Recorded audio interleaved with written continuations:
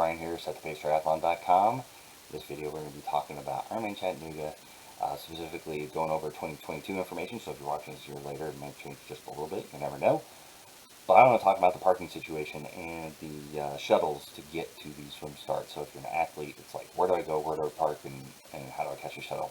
So with that, we're going to jump into the video, and I'm going to jump through pretty quick, so if you got questions, put them in the comments later, and I'll always get back to you, and hopefully can help you out with as much information as possible. So what I like to do is jump into the athlete guide. Race day info, race morning procedure. Transition opens at 4:30 on race morning. Remember, bring your timing chip, swim cap, wetsuit. Bring a wetsuit, you never know. It could be wetsuit optional, it could be wetsuit legal. I don't think it's ever been wetsuit legal that I know of.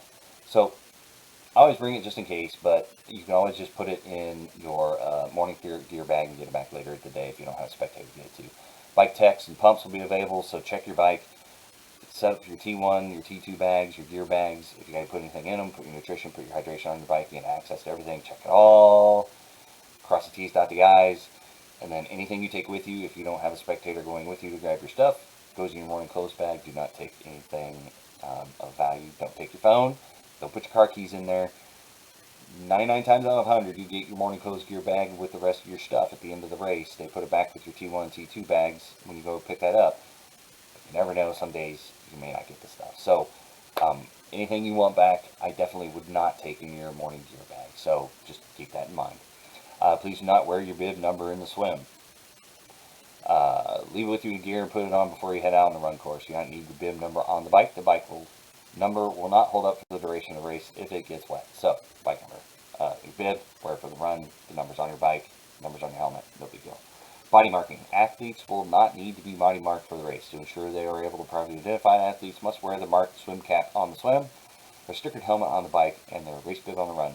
Athlete wristbands will also be worn from athlete check-in until the end of the weekend. So you don't need to do body markings. You don't need to do tri-tats if you don't want to, or anything like that. Excuse me. Usually I do, but this day and age, especially after pandemic situations and minimizing contact between people, they're not requiring body markings. They don't really need them. You got your number on your swim cap, you got your number on your bike helmet, and you've got your number on your bib, and you've always got your number on that wristband they give you, and you've got your timing chip. So something to keep in mind.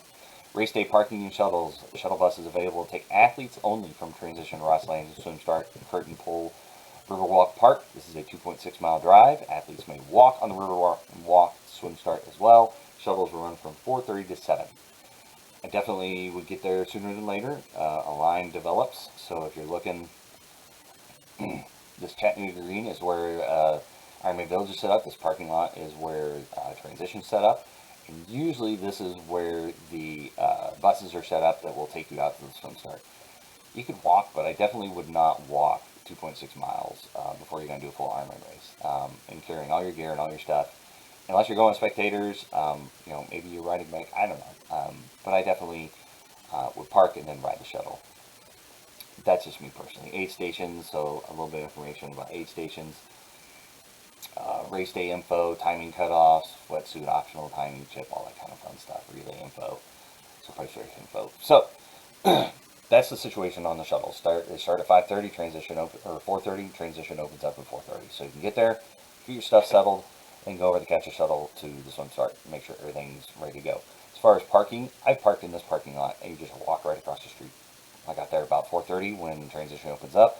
Usually it's not a problem. There's parking right here. There's parking right here. Now, it is paid parking. I go ahead and pay for the full amount of time just to be sure, because I don't want to come back after the race and find my car's been towed or something fun like that. So parking here, there's a parking garage, Republic parking, open parking area. There's parking garages kind of over in here. Just make sure you're not parking at one that's reserved for like employees or something, and it's not public parking. Another parking lot. I mean, there's tons of parking everywhere. Market Street Garage, Republic parking, more parking lots over here.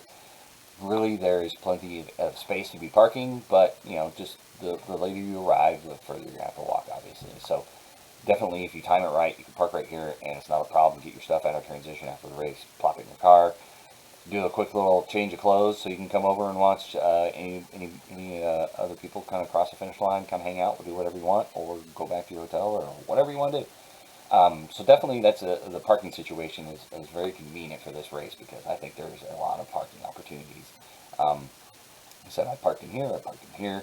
I've had to park in a parking garage, but it's not that big of a deal. There's a parking garage like right here with all the stores and everything. Ice cream is kind of nice too after the race. I think they're open until 9 o'clock. So if you finish before 9 o'clock, you can go over to Cold Stone and get some ice cream. That's on my plan for this year. But anyway, I digress. So that is what I would recommend as far as parking Ironman Chattanooga, as far as doing the catch shuttle for the swim start. Just remember that spectators are not technically allowed on the shuttles. Sometimes they have allowed them in the past, but if you get somebody that's pretty stringent and they're going through it by the letter of the law, they're not going to let you on the bus unless you're an athlete. So just keep that in mind. But for the most part, it runs pretty smooth. Please do not plan to take a car or whatever to the swim start because, let's see if we can find it on the map here.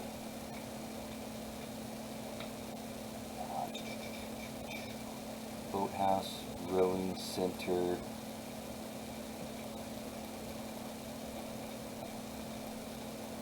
I don't think I'm going to be able to find it. So I don't want to take up too much of the video trying to locate this on a map because if it's not marked, then I can't find it very well. But anyway, so they take you up to the swim start. Let me swim down here to the swim area.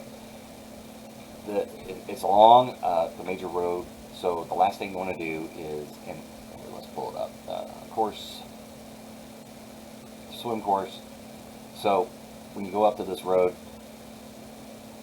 you don't want to park up here because the park that they're letting people out, the buses are allowed to come in and it's like a little roundabout situation. They're not going to let cars in, and it's a major road. There's like tiny little shoulders, but it gets really clogged with people trying to let people off, trying to let spectators out, trying to let the athletes out. It is a cluster F. So whatever you do, either take the shuttle or walk up the trail. Don't try to park and drop people off or something like that because it's not very convenient at all, and they're not going to let you in. There's cops there. It's just a mess. It gets very chaotic later in the morning as race start approaches. So just keep that in mind. With that, that's really all that I have standing out for parking. Like I said, I mean, there's tons of parking right by transition area. Catch your shuttles, and you're good. It's pretty simple. Just don't wait till the last minute because then you'll be stressing out. And that's my tips. So we're going to wrap up this video.